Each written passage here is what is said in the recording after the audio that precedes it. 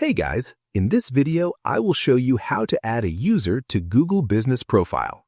All right, let's begin. To add a user or manager, start by accessing your Google Business Profile. You can search for your business in Google while logged in with the account connected to your profile. Click on View Profile to open it. You can also access it through Google Apps by selecting the Google Profile Manager. Once on your profile page, click the three dots and select Business Profile Settings. Then go to People and Access. Here you'll see yourself listed as the owner.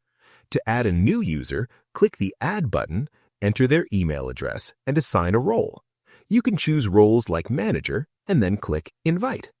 The user will get an invitation, and after they accept, they will appear as a manager on your profile. So that's basically how you can add a user to Google Business Profile. That's it for this video. Thanks.